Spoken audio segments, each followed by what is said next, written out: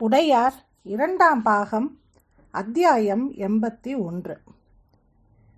கரூர் தேவர் கருவறையை கும்பிட்டுவிட்டு மெல்ல நகர்ந்து வரைபடத்தை பார்த்தார். பிறகு மறுபடியும் கருவறை இருக்கும் இடத்திற்கு போய் நின்றார். சுற்றிலும் கண்களை ஓட்டினார். முன்னும் பின்னும் நடந்தார். அண்ணாந்து பார்த்தார். மனதுக்குள் அவர் அந்த கட்டிடத்தை கட்டிக்கொண்டிருப்பது அருள்மொழி பட்டனுக்கு தெரிந்தது. பிறகு மறுபடியும் திரைசீலைக்கு வந்து கரூர் தேவர் உதடு பிதுக்கிய போது அருள்மொழி பட்டன் ஆவலானான். ஐயா, ஏதேனும் தவறு இருக்கிறதா? மெல்லிய குரலில் அடுத்தவருக்கு தெரியாமல் கேட்டான். ஆமாம் அருள்மொழி. உதடு பிரிக்காமல் இன்னும் மெல்லிய குரலில் கரூர் தேவர் பதில் சொன்னார். சரி செய்து விடலாம் இல்லையா? தெரியவில்லை. சொன்னால் செய்வார்களா என்று தெரியவில்லை. ஐயா, நீங்கள் தஞ்சை மன்னரின் அபிமான குரு, உடையார் ஸ்ரீ ராஜராஜரின் மரியாதைக்கு உகந்தவர். சோழமண்டலம் முழுவதும் உங்களை ஆச்சாரியனாக ஏற்றுக்கொண்டு வணங்குகிறது. எந்த மதவாதிக்கும் தலைவணங்காத என் தகப்பனார் பிரம்மராயர் உங்களை கண்டால் பயப்படுகிறார், எழுந்து நிற்கிறார். கரூர் தேவர் என்று யார் சொன்னாலும் கண்களை மூடி பிறகுதான் திறக்கிறார்.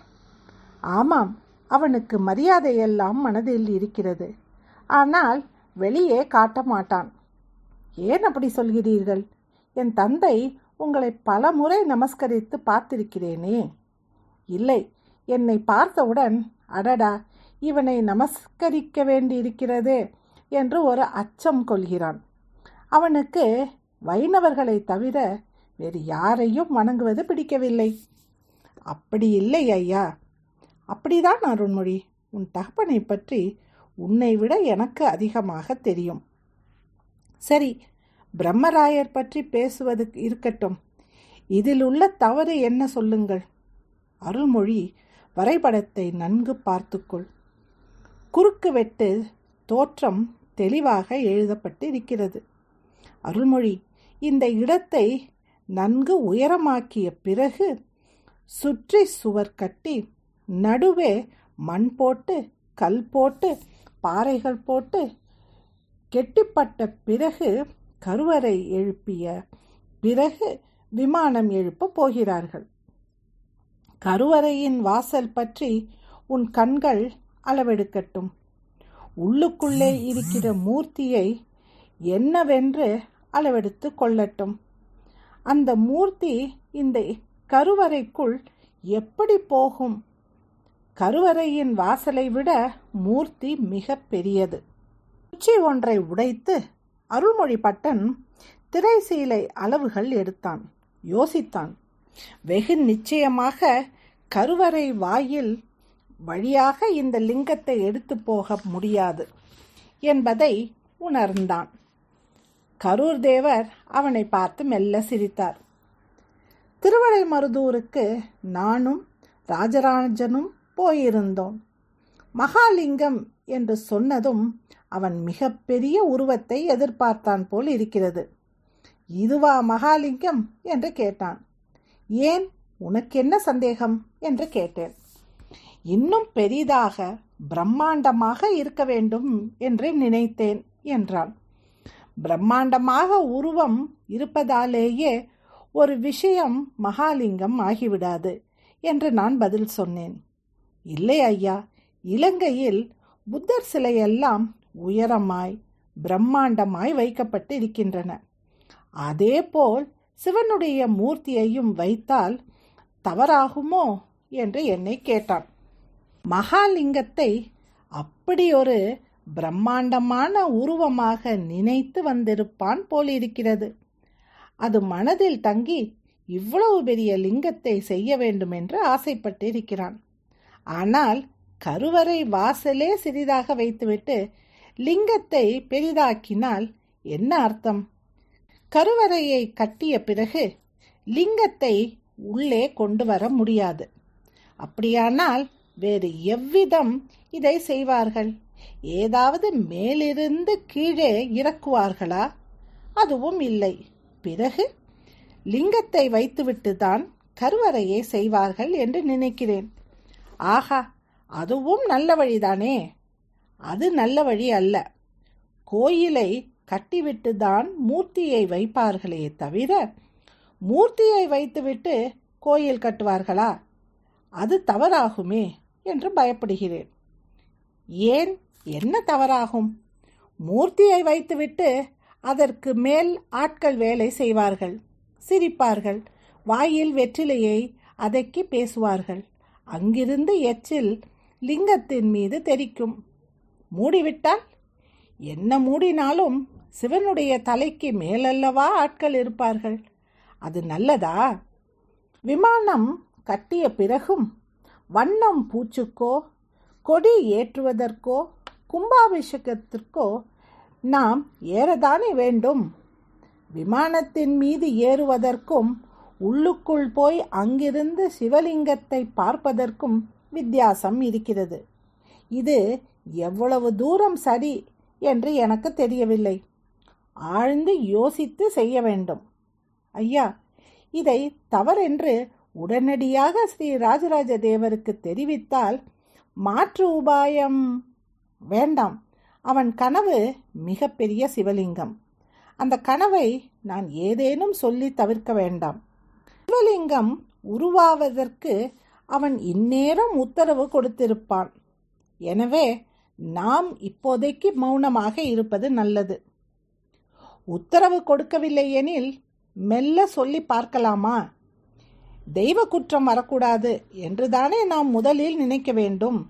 குற்றம் எதுவும் வந்துவிடாது. நான் இருக்கிறேன். இதற்கு வேறு உபாயம் கண்டுபிடித்து விடலாம். என்னவித உபாயம்? சிவலிங்கத்தை நிறுத்தி கொட்டகை போட்டு பிறகு சுற்றுச்சுவர் எழுப்பி அதற்கு மேல் விமானம் கட்டிவிட்டு கொட்டகையை பிரித்து விடலாம். ஆனாலும் இவ்வளவு பெரிய லிங்கம் பிரதிஷ்டை செய்ய எத்தனை அடி ஆழம் அமர வேண்டும், எவ்வளவு சாந்து அரைக்க வேண்டும் என்றெல்லாம் யோசித்தால் மிக பிரம்மாண்டமாக இருக்கிறது. ஐயா, அதைவிட பிரம்மாண்டம் விமானத்தின் உயரம் அல்லவா? கற்களை ஒன்றின் மீது ஒன்று அடுக்கிக் கொண்டு போவதும் ஆட்கள் வைத்து மேலே இழுப்பதும் பிரம்மாண்டம் அல்ல. இவ்வளவு பெரிய லிங்கத்திற்கு சாந்து அரைக்க வேண்டும். அந்த பொருட்கள் கிடைப்பது மிக கடினம். ஐயா, நிறைய குறைகள் தான் சொல்கிறீர்களே தவிர நிறை ஒன்றும் சொல்லவில்லையே. அற்புதம்! பல காலம் நிற்கப் போகின்ற விமானம். ஜென்மம் ஜென்மமாய் பல மக்கள் இங்கு வந்து இருக்கப் போகிறார்கள். பார்த்து வியக்கப் போகிறார்கள். கண்களில் ஜலம் விட்டு அழப்போகிறார்கள். உலகம் இருக்கும் வரை இந்த அற்புத கட்டடமும் இருக்கும். ஆனால் சிவலிங்க பிரதிஷ்டை செய்துவிட்ட பிறகு கருவறை கட்டப் போகிறோமா, அதற்கு மேல் விமானம் எழுப்பப் போகிறோமோ என்பதுதான் இன்னும் கவலையாக இருக்கிறது. இவ்வளவு பெரிய சிவலிங்கத்தை யார் சார்ந்து அரைக்கப் போகிறார்கள்? எப்படி தூக்கப் போகிறார்கள்? எப்படி உள்ளே நிரப்பப் போகிறார்கள்? எப்படி அழுத்தப் போகிறார்கள் என்பதும் கவலையாக இருக்கிறது. அழுத்துவது என்றால் சிவலிங்கத்தை உள்ளே இறக்கி சாந்துக்குள் அழுத்தி பிறகு சுற்றிலும் சாந்து பூச வேண்டும். அப்படி விரைவாக பூசினால்தான் சிவலிங்கம் இறுகி நிற்கும். இல்லையெனில் வெகு சீக்கிரம் ஆடத் துவங்கிவிடும். சிவலிங்க பிரதிஷ்டை செய்த பிறகு வெறுமனே விட்டு வைக்க முடியுமா? பிராண பிரதிஷ்டையும் செய்ய வேண்டும். பிராண பிரதிஷ்டை செய்துவிட்டு நாம் விமானம் கட்டப் போகிறோம். எனக்கு அது கவலையாகத்தான் இருக்கிறது. கரூர் தேவர் வந்திருக்கிறார் என்று தெரிந்ததும் சிற்பிகள் தங்கள் இருப்பிடங்களில் இருந்து கிளம்பி முகம் துடைத்து கொண்டு வாயிலிருந்த வெற்றிலையை உமிழ்ந்துவிட்டு வாய் கொப்பளித்து கொண்டு நெற்றியில் திருநீர் இட்டு இடுப்பில் துண்டு கட்டி வேகமாக கோயில் கட்டும் இடம் நோக்கி வந்தார்கள். உள்ளுக்குள் வந்து அவருக்கு 10 அடி தொலைவில் நின்று தலைக்கு மேலே கைகூப்பி, தென்னாடுடைய சிவனே போற்றி எந்நாட்டவர்க்கும் இறைவா போற்றி என்று மிக பெரும் குரலில் கோஷமிட்டார்கள். அவர் திரும்பி கை உயர்த்தியதும் நெடுஞ்சான் கிடையாக ஆண்களும் பெண்களுமாய் விழுந்து வணங்கினார்கள். அவர் அருகே வர சைகை செய்ததும் மிக நெருக்கமாய் அவரை சுற்றி நின்று கொண்டார்கள். எல்லோரையும் கரூர் தேவர் உற்று பார்த்தார். அது வித்தியாசமான பார்வை. உள்ளுக்குள் இதயத்தை நோண்டி அங்கிருந்து விஷயத்தை வெளியே எடுத்து வீசுகின்ற பார்வை. உடம்பும் உடம்பை சார்ந்த மனதும் எப்படி இருக்கின்றன? புத்தியின் நிதானம் எப்படி இருக்கிறது? கலை திறமை எத்தனை இரத்தத்தில் கலந்திருக்கிறது என்று கண்டுபிடிக்கின்ற பார்வை. அவர் மெல்ல ஒவ்வொரு ஸ்தபதியாக பார்த்து கொண்டு வந்த பிறகு கூட்டத்தை பிளந்து சற்று மேடான இடத்தில் ஏறி நிற்க, அங்கு சிற்பியை சேர்ந்த ஒருவன் ஆசனம் கொண்டு வந்து போட்டான். ஆசனத்தை துடைத்து அவரை பார்த்து கை கூப்பினான். அவர் ஆசனத்தில் உட்கார்ந்து யார் ஆசனம் போட்டானோ அவனுக்கு முதலில் தலையை தடவி ஆசீர்வாதம் செய்தார். அவர்கள் உடனே வரிசையானார்கள். ஒரு உபதலைவராக இருக்கும் சிற்பி ஒவ்வொருவராக அறிமுகம் செய்து வைக்க, அவர் ஒவ்வொருவர் தலையிலும் தடவி முதுகு தொட்டு நெஞ்சில் அடித்து ஆசீர்வாதம் செய்தார். பெண்களின் வலக்கையை பற்றி கண்களில் ஒற்றிக்கொண்டார். சிலருக்கு தலையில் கை வைத்து ஆசீர்வாதம் செய்தார். சிலர் காதுகளை வருடினார். குழந்தைகளை நிறுத்தி வைத்து உற்று பார்த்தார். இறுக தழுவிக்கொண்டார். இளைஞர்களை மார்பில் சுளீர் சுளீர் என்று அடித்தார். முடியை பிடித்து உலக்கினார். அவர்கள் எல்லோரும் அதை சந்தோஷமாக ஏற்றுக்கொண்டார்கள். 2 சிறுவர்களை தனியே நிறுத்தி தன் பக்கம் வைத்து கொண்டார். தன்னை சுற்றி வர செய்தார். வலக்கால் கட்டை விரலால் அவர்களுடைய வலக்கால் கட்டை விரலை அழுத்தி தாடையை நிமிர்த்தி பட்டென்று கன்னத்தில் அடித்தார். அவர்கள் தடுமாறி தரையில் உட்கார்ந்தார்கள். கண்களை மூடிக்கொண்டார்கள். மெல்ல விழித்து கரூர் தேவரை பார்த்தார்கள்.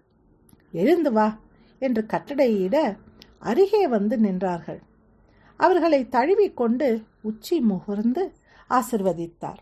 அற்புதமான ஆட்கள் இருக்கின்றார்கள். எனக்கு மிகுந்த சந்தோஷமாக இருக்கிறது. மிக மிக அற்புதமான ஆட்கள் இருக்கிறார்கள். இந்த கோயில் இவர்களுடைய கைவண்ணத்தால் வெகு விரைவில் நினைத்ததை விட எளிதாகவும் வேகமாகவும் உறுதியாகவும் மலரப் போகிறது. இந்த கோயில் மட்டுமல்ல, தமிழகம் முழுவதும் பல கற்றளிகள் செய்யக்கூடிய சிற்பிகள் இங்கு இருக்கின்றனர். இவர்கள் 2 பேரையும் தனியாக பிரித்து வைத்ததனுடைய காரணம் என்ன? இந்த 2 பேரும் மூல விக்கிரகங்கள் செதுக்குகின்றவர்களாக மாறப்போகிறார்கள். கண் திறக்கின்ற ஸ்தபதிகளாக மலரப்போகிறார்கள். இவர்கள் கைவண்ணத்தில் பல்லாயிரக்கணக்கான வருடங்கள் மக்கள் பார்த்து வணங்குகின்ற தெய்வ விக்கிரகங்கள் உருவாகப் போகின்றன. வடக்கே வெகு தூரம் வரை இவர்கள் புகழும் கைவண்ணமும் பரவப் போகிறது. எனவே இந்த இளைஞர்களை தனியே பிரித்தெடுத்து ஆசீர்வாதம் செய்தேன். நல்லது, உங்களுக்கு ஏதேனும் என்னிடம் சொல்ல விருப்பம் உண்டா? அவர் உற்று பார்த்தார். சிற்பிகள் மௌனமாக இருந்தார்கள். இல்லை என்றுதானே சொல்ல வேண்டும்? மௌனமாக இருக்கிறீர்களே, ஏதேனும் குறைகள் உண்டா? எதுவும் இல்லை குருதேவா. மெல்ல மெல்ல வசதிகளை மன்னர் செய்து கொடுத்து விடுவார். வசதிகள் சற்று குறைவாக இருக்கிறதா? ஆமாம், பெண்கள் புழங்க சரியான இடம் இல்லை. கோடைக்காலம் அதிகரித்து கொண்டிருக்கிறது. கத்திரி வெயில் வரும்பொழுது ஆற்றில் நீர் இல்லாமல் போகலாம். இருக்கின்ற ஒரே ஒரு கேணியில் எத்தனை பேர் குளிப்பது என்ற பயம் வந்திருக்கிறது. தஞ்சையில் நீர் தட்டுப்பாடு ஏற்பட்டு விடுமோ என்று பயம். மேலும் 10,000 ஆட்கள் வெளியூரிலிருந்து வருகின்றார்களாம் இங்கு கூலி வேலை செய்வதற்காக. அவர்களுக்கெல்லாம் தண்ணீர் எப்படி வரும் என்று தெரியவில்லை. சித்திரை மாதத்தில் மழையை எதிர்பார்க்க முடியாதே. அதனால்தான் பல்வேறு கவலைகளுடன் நாங்கள் வேலை செய்து கொண்டிருக்கின்றோம். கவலைப்படாதே சிற்பியே, மழை வரும். சித்திரை மாதமா மழை வரும் என்கிறீர்கள்? ஆமாம், சித்திரை, வைகாசி, ஆனி, ஆடி எல்லா மாதங்களிலும் நல்ல மழை இருக்கும். அற்புதமான காரியத்தை மன்னர் உடையார் ஸ்ரீ ராஜராஜ தேவர் துவங்கி இருக்கிறார். அதற்கு குந்தகம் நேரும் வண்ணமாய் இயற்கை ஒருபோதும் செயல்படாது. நாளை அல்லது நாளை மறுநாள் நல்ல மழை இருக்கும். அடடா, அப்பொழுதும் கவலைதான். என்ன கவலை? ஓலை குடிசைகளில் குடியிருக்கின்றோம். ஒழுகினால் நீர் அதிகம் வந்து தரை சேரானால் எங்கு படுத்துக்கொள்வது என்று பிரச்சனை வரும். 3 நாட்கள் சற்று அனுசரித்து கொள்ளுங்கள். மரப்பலகைகள் வாங்கி வைத்துக் கொள்ளுங்கள். அதில் நன்கு உறங்கலாம். பகல் வேளையில் மழை பெய்து இரவு வேளை மழையை ஏற்படுத்தும். அதனால் கவலைப்பட வேண்டாம். நீர் குறைவர கிடைக்கும்.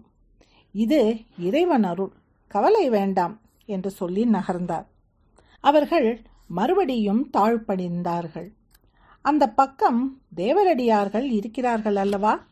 கரூர் தேவர் அதை நோக்கி நடந்து கொண்டே கேட்டார். ஆமாம், எந்த ஊரிலிருந்து வந்திருக்கிறார்கள்?